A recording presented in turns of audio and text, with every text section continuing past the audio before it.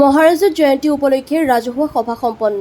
মঙলদৈ মহাবিদ্যালয় প্ৰেক্ষাগৃহত বিশাল ৰাজহুৱা সভা। ৰমনী চৌধুৰীৰ সভাপতিত্বত সভা। উপস্থিত সাংসদ দিলীপ শইকীয়া, কেবিনেট মন্ত্ৰী নীলিমা দেৱী, চিপাঝাৰৰ বিধায়ক পৰমানন্দ ৰাজবংশী, মঙলদৈ লোকসভা সমষ্টিৰ প্ৰাক্তন সাংসদ মাধৱ ৰাজবংশী, মীন নিগমৰ অধ্যক্ষ গুৰুজ্যোতি দাস, বিশিষ্ট ৰাজনীতিক অপূৰ্ব ভট্টাচাৰ্য, লগতে সামাজিক, ৰাজনৈতিক, সাংস্কৃতিক, শৈক্ষিক, প্ৰশাসনিক, বৌদ্ধিক ক্ষেত্ৰৰ লগতে ভিন্ন ক্ষেত্ৰৰ প্ৰতিষ্ঠিত গণ্যমান্য ব্যক্তি উপস্থিত থকাৰ লগতে উপস্থিত থাকে নপুৰণি শিক্ষাৰ্থীসকল। সভাত বিভিন্নজনে মহাৰাজৰ জয়ন্তী উপলক্ষে বহু গুৰুত্বপূৰ্ণ পৰামৰ্শ আগবঢ়ায়। মঙলদৈৰ পৰা মিৰ চাহিল ইৰফানৰ প্ৰতিবেদন, AIN লাইভ। পূৰ্ব নিৰ্ধাৰিত তাৰিখ অনুযায়ী আজি 20 তাৰিখে আমাৰ যি অহা 2026 চনৰ 20 ছেপ্টেম্বৰত যি মহাৰাজৰ জয়ন্তী শুভাৰম্ভ কৰিম বুলি আমি প্লেন কৰিছোঁ। গতিকে ৰাইজৰ দিহা পৰামৰ্শৰ লগতে ৰাইজৰ অনুমতি বিচাৰি আজি এখন ৰাজহুৱা সভা অনুষ্ঠিত কৰা হৈছিল। এই ৰাজহুৱা সভাখনত আমাৰ বিশেষভাৱে মঙলদৈ বিধানসভা সমষ্টিৰ সন্মানীয় বিধায়িকা আৰু নতুনকৈ তেখেত বৰ্তমান কেবিনেট মিনিষ্টাৰো পাইছে, তেখেতো উপস্থিত আছিল। চৰ্দাৰ নীলিমা বাইদেউ, আমাৰ দৰং ওদালগুৰি সংসদীয় সমষ্টিৰ সাংসদ দিলীপ শইকীয়া মহোদয় আমাৰ এই সভাখনত উপস্থিত আছিল আৰু লগতে প্ৰাক্তন ছাত্ৰ ছাত্ৰী, শিক্ষক শিক্ষয়িত্ৰী, প্ৰাক্তন অধ্যক্ষ অধ্যক্ষা আৰু আমাৰ মঙলদৈ মহাবিদ্যালয়ক মনে প্ৰাণে ভাল পোৱা সকলোবিলাক মঙলদৈৰ ৰাইজ, লগতে আমাৰ যি সাংবাদিক বন্ধুসকল আটাইয়ে আহি ইয়াত আমাক যোগদান কৰিলে আৰু তেওঁলোকে যি ধৰণে তেওঁলোকৰ মতামত আগবঢ়ালে তাৰ পৰা আমি নিশ্চয়কৈ অভিভূত হৈছোঁ। আমাৰ এটা মনত ধনাত্মক ভাৱ এটাৰ সৃষ্টি হৈছে যে আগন্তুক আমাৰ যি 75 বছৰীয়া জয়ন্তী মহাৰাজৰ জয়ন্তী, সেই মহাৰাজৰ জয়ন্তীখন অতি সুন্দৰকৈ আমি পালন কৰিব পাৰিম।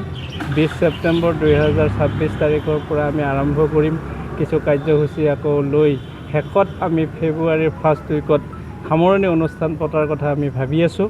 তাৰ আগতে আমি ঠিক সমিতিখন যিহেতু এটা নস্কা তৈয়াৰ হৈছে, বহুবিলাক উপসমিতি এতিয়াও সম্পূৰ্ণ কৰিবলৈ বাকী আছে আৰু মূল কমিটিখনৰ সভাপতি, সম্পাদক, উপদেষ্টা, মুখ্য পৃষ্ঠপোষক ইত্যাদি কথা ৰাইজে যি পৰামৰ্শ দিছে সেইমতে কমিটিখন আমাৰ 2 এদিনতে নটিফিকেশ্যন হ'ব।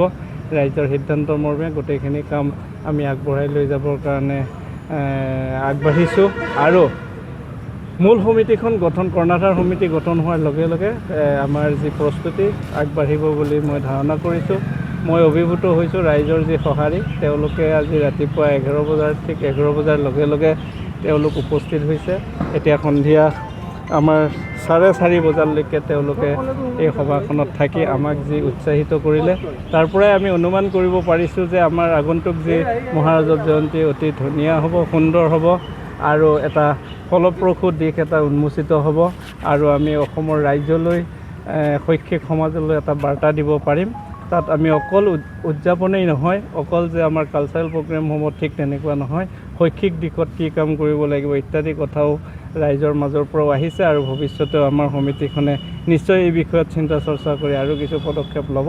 বিভিন্ন উপসমিতিসমূহৰ যি দায়িত্ব দিয়া হৈছে তেওঁলোকে সুন্দৰকৈ পালন কৰিব আৰু আমি আটাইয়ে লগ হৈ মঙলদৈবাসী, দৰংবাসী বা ওদালগুৰিৰ যিসকল ব্যক্তি আমাৰ লগত জড়িত হৈছে আটাইৰে সহযোগত, চৰকাৰৰ সহযোগত আমি এই গোটেই কাৰ্যসূচীটো সুন্দৰকৈ চলাই নিব পাৰিম। মঙলদৈ মহাবিদ্যালয়ৰ এই 75 বছৰীয়া জয়ন্তী এটা সৰ্বাত সুন্দৰ, এটা উৎকৃষ্ট মানদণ্ডৰ হ'ব বুলি মই আশা ৰাখিছোঁ। আৰু তাতো আমি উপস্থিত থাকিলোঁ। 1991 চনৰ 20 ছেপ্টেম্বৰ তাৰিখে এই মহাবিদ্যালয় প্ৰতিষ্ঠা হৈছিল। হাজাৰ হাজাৰ ছাত্ৰ ছাত্ৰী এই বিদ্যালয়ৰ পৰা অধ্যয়ন কৰি পৰৱৰ্তী সময়ত বিভিন্ন ক্ষেত্ৰত নেতৃত্ব দিছিল। সমাজখন গঠন কৰাত এই মহাবিদ্যালয়ৰ এক অনবদ্য ভূমিকা আছে। এক বৌদ্ধিক বিদ্যুৎ সমাজখনে এই মহাবিদ্যালয়খনক আগন্তুক দিনত বিশ্ববিদ্যালয় হিচাপে পাবলৈ বিচাৰে। ইতিমধ্যে UGCয়ে অট'নমাছ কলেজ হিচাপে আমাৰ মঙলদৈ মহাবিদ্যালয়ক স্বীকৃতি দিছে আৰু মহাবিদ্যালয়খনৰ বিভিন্ন আন্তঃগাঁথনি নিৰ্মাণৰ কাম আজি চলি আছে।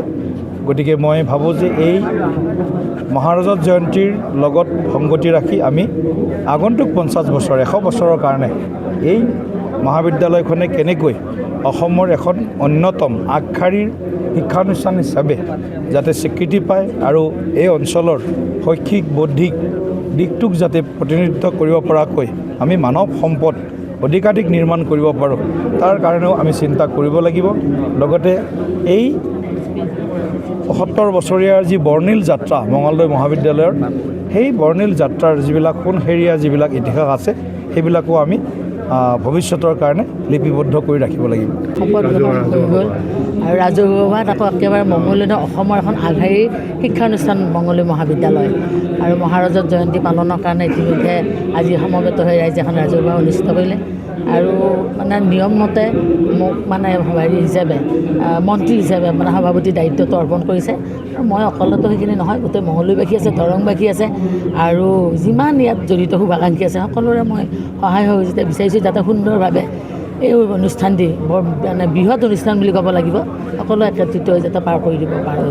সেইটো লাগিবই, ৰাইজৰ লগত নাথাকিলে আৰু ৰাজনীতি কৰিছোঁ যেতিয়া ৰাইজৰ লগত থাকিবই লাগিব আৰু তাতে মঙলদৈ বুলি ক'লে মোৰ নিজৰ ঘৰ বুলি ক'ব লাগিব আৰু ঘৰৰ কাম এটা ভালদৰে হ'বই লাগিব।